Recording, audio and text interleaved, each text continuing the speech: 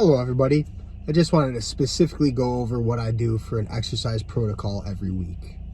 I do one high intensity training full body session and one isometrics session. My high intensity training full body session lasts about 20 to 30 minutes. I start with lower body and I move my way up. I do about 2 to 3 exercises for my legs and 1 exercise for each of my upper body, each muscle of my upper body. I do 1 set to muscular failure.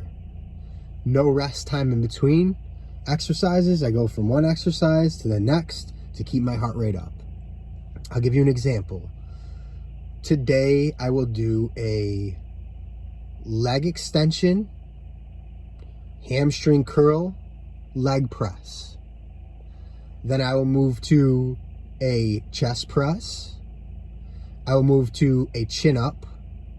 And I'll move to a shoulder press. And that's the end of the workout there. You just really have to push it because you only do one dynamic exercise per week. So your mentality and your body can really push it. And you just take 1 set at a time. You move the weight slow. You move it to muscular failure. When you start to hit muscular failure, that's when the set really begins. That's when you really want to push.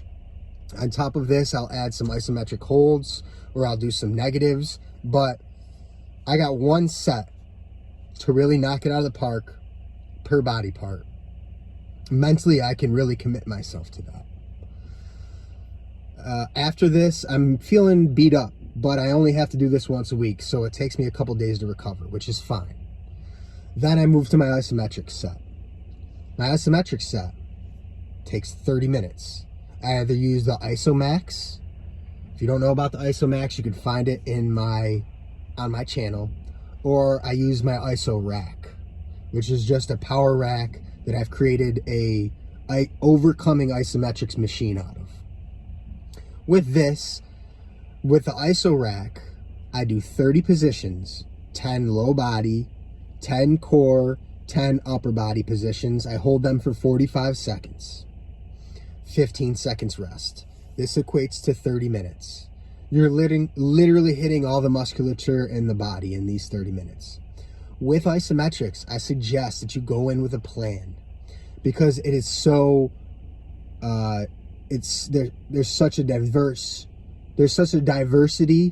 of what you can do with isometrics, and there's so much flexibility there that you get lost sometimes in it.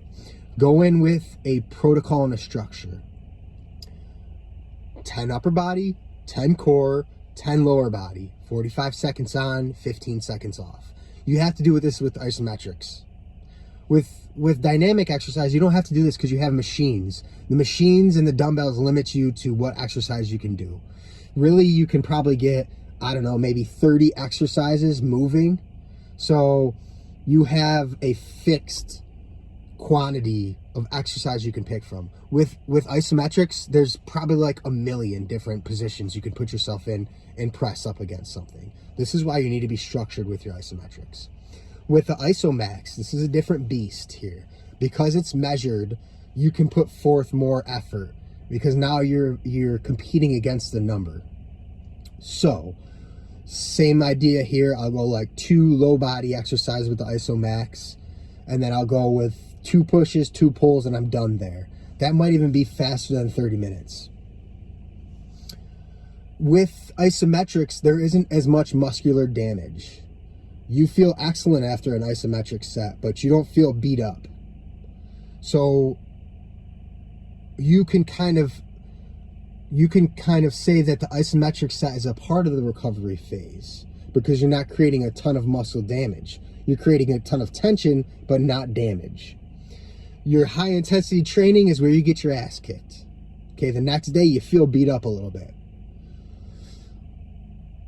One high intensity training, full body, 1 set to failure set, followed by 1 isometric set. The isometric set hits all of the small muscles in the body and the large muscles, but all the muscles you didn't hit in your high intensity set, you can now hit with isometrics. Your high intensity set is where you get your ass kicked, you create muscle damage, you increase the heart rate, and you recover. So when you take a step back and you look at this, if you're only doing one high intensity set per week, the volume is extremely low, keeping low wear and tear on the joints. You may do a hex bar deadlift once a month. You might do a bench press once a month. You might do a chin up once a month. You might do a push up once a month.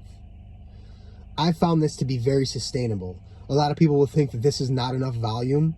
To me, this is plenty of volume. If you do it over 5 years, you're getting a lot of volume. You're getting a lot of push-ups in, deadlifts, and everything like that. Because it's low volume, you can put forth all of your effort and focus and attention in it. If I know I'm deadlifting once a month, I'm going to make that the very best set ever.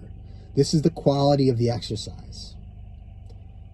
If you guys have any questions on this, this is what I found to be the most sustainable. This is what I found to be the most effective. This is what I use with my clients every single day. I had a client recently ask me, do you get bored or sick of having to change out the bands and change out the machines and change out the weights? No, I don't, because again, because it's so low volume, it's low volume for my clients, it's low volume for the trainer. I'm not breaking my back every single week because my clients are working 4 days per week. Also, if you're a trainer,